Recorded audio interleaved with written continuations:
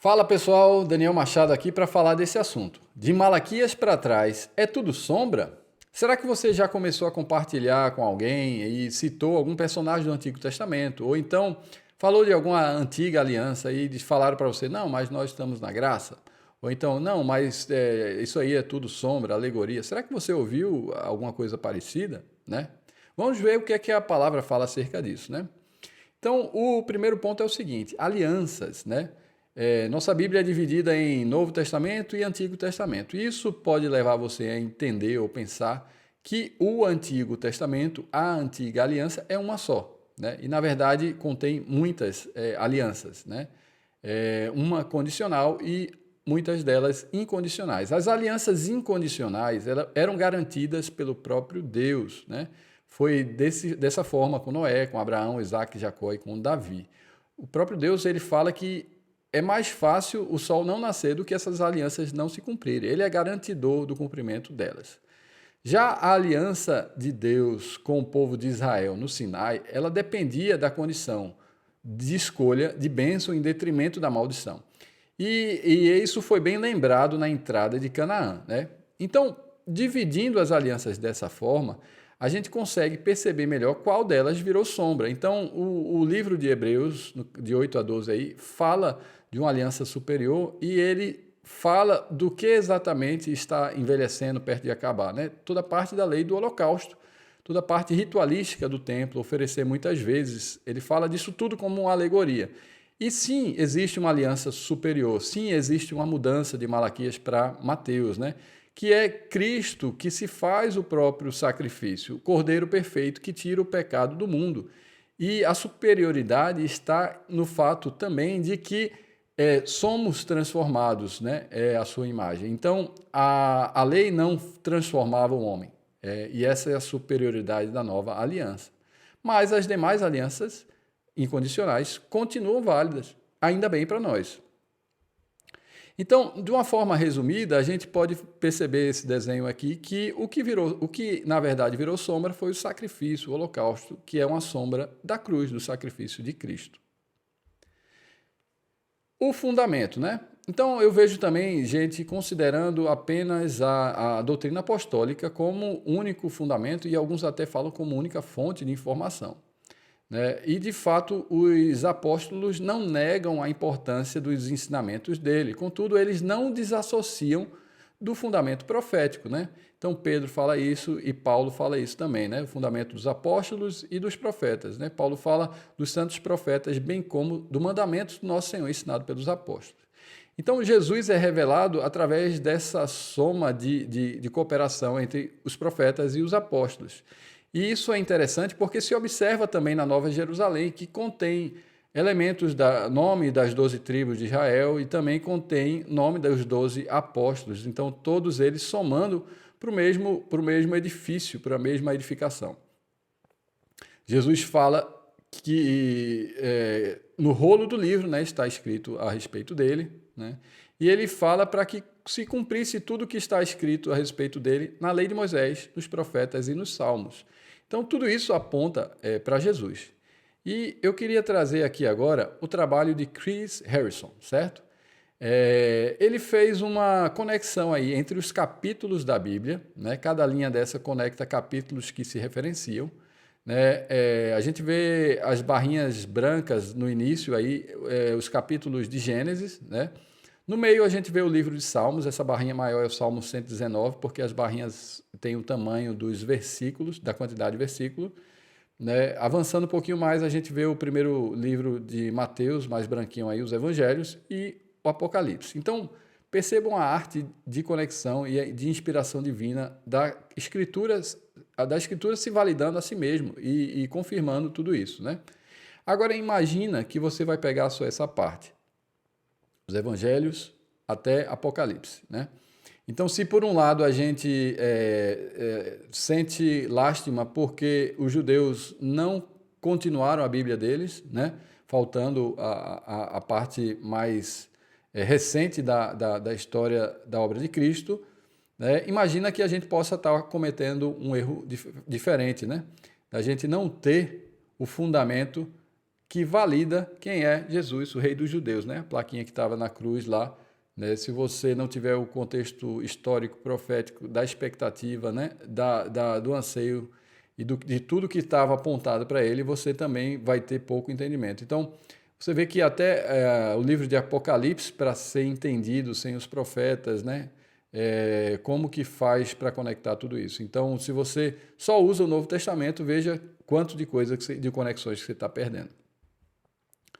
Voltando aqui para a nossa apresentação, né, vamos falar um pouco acerca da doutrina apostólica. Né? Sim, ela é muito importante. A gente vê em Atos 2,42 como viviam a igreja, como vivia a igreja primitiva, né?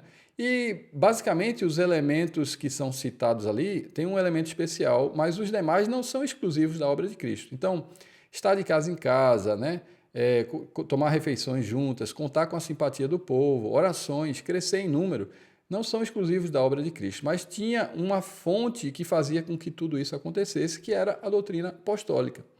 Né? E o próprio livro de Atos revela qual a doutrina apostólica. Se você for pegar a pregação de Pedro, a pregação de Estevão e as várias pregações de Paulo, você vai perceber esse padrão que eu coloquei aqui. Né? Eles anunciam que Jesus é o rei prometido de Israel, que ele morreu pelos nossos pecados, mas ressuscitou.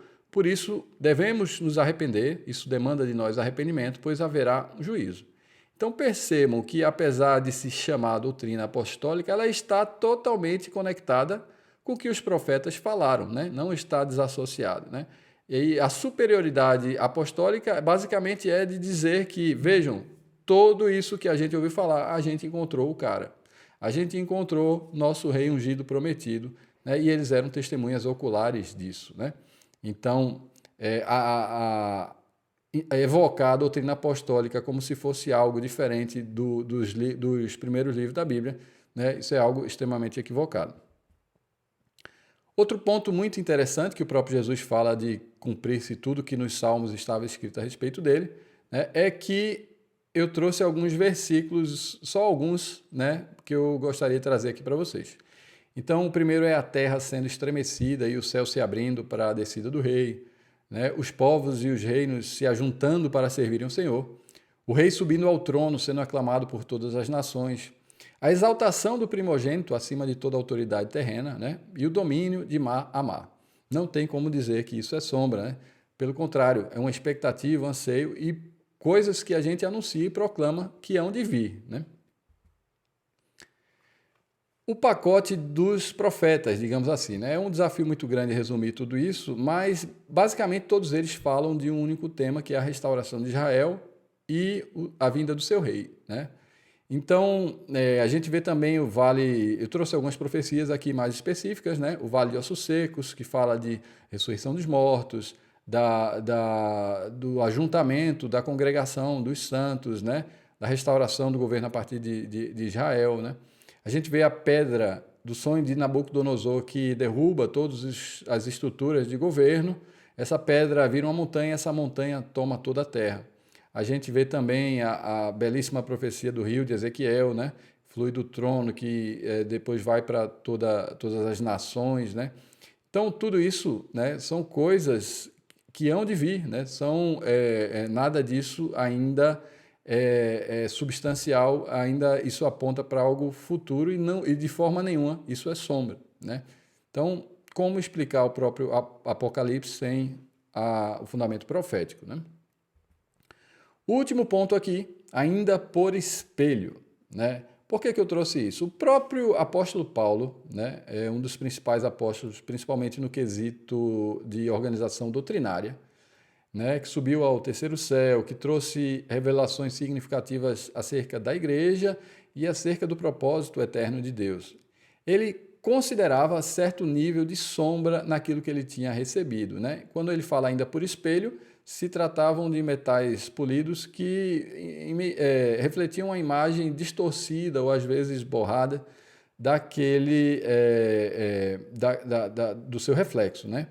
Então, não se manifestou o que havemos de ser, né? O próprio livro de Apocalipse fala de um livro sendo aberto, né? De um rolo sendo desenrolado ao longo da história. Então, talvez seja muito presunçoso considerar que estamos à plena luz. se o próprio apóstolo Paulo, perto de morrer, ele ainda se preocupava em trazer seus escritos para entender mais acerca das coisas que ele tinha ouvido e visto, né? Então, todo escriba versado no reino dos céus é semelhante a um pai de família que tira do seu depósito coisas novas e coisas velhas. Olha que interessante. O grande segredo, né, de tirar tesouros de coisas novas e coisas velhas é ser versado no reino dos céus. Então, buscar o reino em primeiro lugar não é só uma questão de atitude pessoal, ela é também uma chave hermenêutica, onde, se eu sou versado no reino dos céus, eu sei tirar tesouro, tanto de coisas novas como de coisas velhas, né? Tanto dos livros mais antigos quanto dos livros mais novos. Verdade é que os livros mais antigos contêm coisas difíceis de lidar, né? Principalmente quanto à soberania divina, né? Mas é difícil e você não quer nem ouvir, né? Você é negligente em ouvir. Então, não é digno, não é justo que eu diminua a grandiosidade da obra de Cristo, das Escrituras, ao nível intelectual do que podemos entender, né? Então, isso não é justo para com a palavra. Tudo isso é grandioso demais para a gente simplificar e diminuir a esse ponto, né? Então, fica aqui meu estímulo para você estudar a palavra de capa a capa. Espero que isso tenha ajudado a estimular você a ler as Escrituras como um todo, né? E que Deus abençoe vocês e é isso aí. Valeu, fui.